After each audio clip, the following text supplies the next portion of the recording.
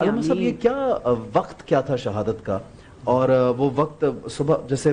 ضربت تو 19 رمضان کو لگی، تو وقت کیا تھا شہادت کا؟ یہ نماز فجر؟ جی دو روایتیں ہیں، مشہور یہ ہے کہ وہ فجر کا وقت تھا، لیکن بعض روایات کے اندر یہ کہ نماز شب پڑھنے کے لیے تشریف لے گئے جی یہ بھی ہے، اور شہزادی ام کلثوم کے گھر پر موجود تھے اس وقت، افطار شہزادی کے گھر پر کیا تھا۔ اور دیکھیں بیٹیوں کی خواہش یہ ہوتی ہے کہ باپ کے لیے جو گھر کے اندر بہتر سے بہتر کھانا بنا ہوا وہ پیش کر دیا جائے۔ اب دیکھتے ہیں کہ مولا علی کی بیٹی کے گھر پہ کیا کھانا بہتر سے بہتر بنا ہوا ہے۔ تو روایت یہ کہتی ہے کہ اپنے بابا کی خدمت میں 2 جو کی روٹی رکھی، 1 نمک رکھا اور 1 دودھ کا جام رکھا۔ اللہ اکبر! یہ ہے مولا علی کی بیٹی کے گھر کا بہترین کھانا، اتنی سادگی، اور اس کے اوپر بھی مولا نے فرمایا کہ ان دونوں میں سے بھی ایک چیز اٹھا لیجیے۔ تو بیٹی کا دل تھا اس لیے نمک کو اٹھایا تاکہ دودھ سے توانائی حاصل کر لیں، تو کہا کہ نہیں بیٹی دودھ کو اٹھا لو، میں نمک سے افطار کروں گا۔ اور افطار بعد میں فرمایا، پہلے نماز انجام دی، پہلے نماز پڑھی،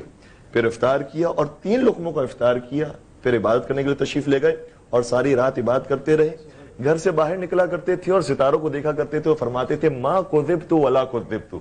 نہ مجھ سے جھوٹ بولا گیا ہے اور نہ ہی میں اس بات کی تکذیب کر سکتا ہوں۔ اور پھر باہر نکلے تو پھر کبھی مرغابیوں نے راستہ روکا، حسنین کریمین نے راستہ روکا، حتیٰ دروازے کی کنڈی نے راستہ روکا۔ وہ یا جاندار ہو یا بے جان ہو، سبھی چاہتے تھے کہ آج علی رک جائیں۔ ایسی فضا سوگوار پہلے سے تھی 19 کی۔ اور پھر جب مسجد کوفہ کی طرف رخ کیا ہے تو جنہوں نے مسجد کوفہ کی زیارت کی اور بیت علی کی بھی زیارت کی، انہیں معلوم ہے کہ بیت علی کا اور مسجد کوفہ کا فاصلہ کتنا ہے اور وہ کتنی بڑی وسیع و عریض مسجد ہے۔ جب اس مسجد میں تشریف لے گئے تو وہ روایت جو نماز شب کے بارے میں ہمارے ناظرین نے ذرا کم سنی ہے، وہ میں آپ کی خدمت بیان کرتا ہوں کہ جب وہ مسجد کوفہ میں داخل ہوئے تو دیکھا کہ اصحاب پراکندہ نماز پڑھ رہے ہیں اور نوافل انجام دے رہے ہیں، تو مولا متقیان بھی محراب عبادت پر تشریف لے گئے۔ ابن ملجم کو موقع ملا کہ اس وقت کوئی بھی موجود نہیں تھا، لہٰذا وہ قریب آیا اور وہ تلوار کی جو زہر میں بجھی ہوئی تھی وہ سر پر ماری۔ مولا علیہ السلام نے اشاروں کے ساتھ نماز کو مکمل کیا، تلوار مار کر وہ جب بھاگنے لگا تو اصحاب نے اسے پکڑ لیا، اور پکڑ کر جب لے کر آئے تو دیکھا کہ مولا علی علیہ السلام کا سر اقدس امام حسن مجتبیٰ کی آغوش میں، اور امام حسن روتے جا رہے ہیں اور مولا علی کی آنکھیں بند ہیں۔ جیسے کچھ قطرے مولا علی کے چہرے مبارک پر گرے اور دیکھا کہ امام حسن رو رہے ہیں تو فرمایا اے حسن روتے کیوں ہو؟ دیکھو ہاذا رسول اللہ وہذہ فاطمہ وہذا اخی جعفر وہذا عمی حمزہ، دیکھو رسول اللہ لینے کے لیے آ گئے، دیکھو فاطمہ زہرا لینے کے لیے آ گئی، دیکھو جعفر طیار لینے کے لیے آ گئے، حمزہ سید الشہداء لینے کے لیے آ گئے۔ اور پھر امام حسن کے ساتھ اور اصحاب کے ساتھ جب بیت الشرف پہنچے تو کہا اصحاب تمہارا بہت شکریہ، تم نے سہارا دیا علی مرتضیٰ کو اور تم نے بیت الشرف تک پہنچا دیا، لیکن اب اپنے اپنے گھروں میں چلے جاؤ۔ وجہ نہیں بیان کی کیونکہ نام لانا بھی وہ مناسب نہیں سمجھتے تھے کہ اپنی بیٹیوں کا نام اپنی زبان پر لے کر آئے، لیکن سب جانتے ہیں کہ جب باپ اس حالت میں اپنی بیٹی کے گھر میں جائے گا تو باپ کی کیفیت کیا ہوگی۔ اس لیے روایت بھی کہتی ہے کہ صرخت زینب، شہزادی زینب کبریٰ نے اپنے باپ کی اس حالت میں دیکھ کر چیخ ماری،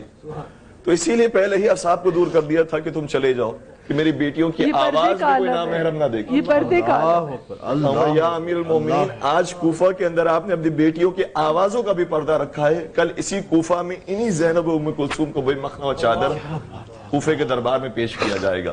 اور جب تشریف لائے ہیں اصحاب ویسے تو چلے گئے، ایک تھے صحابی جن کا نام ہے ازبق بن نباتہ، وہ جاتے نہیں تھے، تو امام حسن تشریف لائے، کہا کہ کیوں نہیں جاتے؟ کہا کہ میں زندگی میں ایک مرتبہ اور دیدار کرنا چاہتا ہوں علی مرتضیٰ کا، مجھے ایک اور ملاقات نصیب دے دو۔ تو ازبق بن نباتہ کو اجازت مل گئی، آئے مولا متقیان کی خدمت میں۔ اس وقت مولا علی نے ازبق کو دیکھ کر یہ جملہ شاہ فرمایا سلونی قبل ان تفقدونی، مجھ سے سوال کرو قبل اس کے کہ تم مجھے کھو بیٹھو۔ ازبق بن نباتہ نے سوالات کیے، وہ بھی روایات کے اندر موجود ہیں، اور پھر اسی طریقے سے دن گزرنے لگے اور پھر وہ ایام آگے کہ جو آج کا دن ہے، ظاہر سی بات ہے کہ جو چیز سامنے موجود ہوتی ہے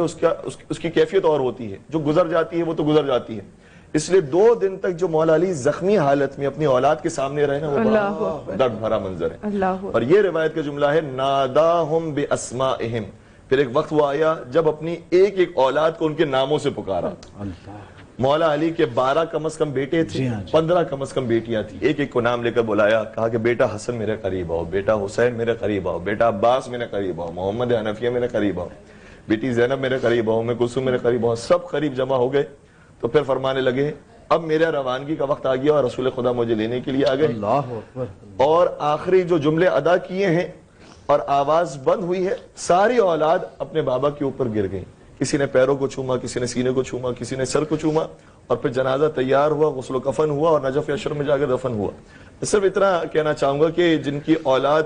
زندہ ہوتی ہے وہ اسی طریقے سے اپنے باپ کو رخصت کرتی ہیں، لیکن کربلا کے میدان میں انہی علی کی جو حسین تھے جب زمین کربلا پر گرے تو ان کے پیروں کو کوئی چومنے والا نہیں تھا، ان کے سینے کو کوئی چومنے والا نہیں تھا، ان کے سر اقدس کو کوئی چومنے والا نہیں تھا، سر اقدس تھا ہی نہیں، اور سر اقدس موجود نہیں تھا۔ یتیم سکینہ سلام اللہ علیہا، ان کی حالت یہ تھی کہ جب اپنے بابا کے لاشے پر پہنچی تو سینے پر جگہ نہیں ملی، پیروں میں بیٹھ گئی، اور پھر شمر آتا ہے اور وہ تازیانہ لے کر آتا ہے۔ تو یہ علی اور اولاد علی پر ڈھائے جانے والے مظالم ہیں جو ہمیں ہر جگہ پر نظر آتے ہیں، جبکہ نبی نے فرمایا تھا اے علی تیری دشمنی صرف منافق اور کافر رکھے گا اور تجھ سے محبت صرف مومن اور صاحب ایمان۔ بہت خوب علامہ صاحب، بہت خوب۔ اور میں جمیل بھائی، علامہ صاحب نے آج ایسی خوبصورت باتیں بیان کی ہیں کہ جو ہم سب کے لیے سیکھنے کی کا موقع بھی ہے، اور یہ محفل جو ہے آج ان کے کلام سے، ان کے ذکر سے منور ہے۔